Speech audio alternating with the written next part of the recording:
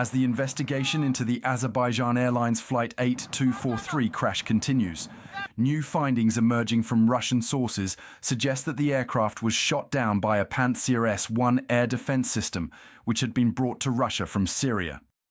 According to reliable sources familiar with the investigation, Russian officials have also determined that electronic warfare systems were deployed against the Azerbaijani aircraft, leading to severe malfunctions in its control systems before the crash. Sources indicate that Russian investigators have identified both the individual who launched the missile and the official who gave the order. However, it remains unclear whether Moscow will publicly disclose their names or attempt to evade responsibility. AnewZ is actively working to verify the authenticity of the names we obtained. Diplomatic sources confirm that Azerbaijan refuses to allow the case to be hushed up and remains resolute in its demand for accountability. Should Russia attempt to avoid responsibility, Baku intends to take the matter to international courts to ensure justice for the victims. The latest revelations align with Azerbaijan's initial findings, which pointed to an external explosion as the likely cause of the crash. High-resolution images and forensic analysis from the crash site indicated that the damage was consistent with a missile strike, not an internal malfunction.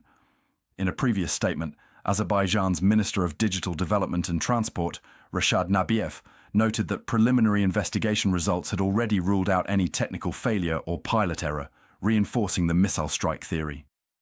Azerbaijani President İlham Aliyev also made Azerbaijan's position clear. Bugün biz tam açık aydın diyebiliriz ki Rusya tarafından terör vuruldu. We can clearly say today that the plane was shot down by Russia.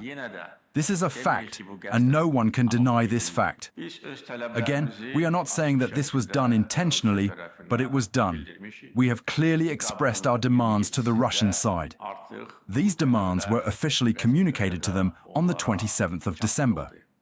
What do these demands consist of? First of all, the Russian side must apologize to Azerbaijan. Secondly, it must acknowledge its guilt. Thirdly, those responsible must be punished, brought to criminal responsibility, and compensation must be paid to the Azerbaijani state, to the injured passengers and crew members. These are our conditions.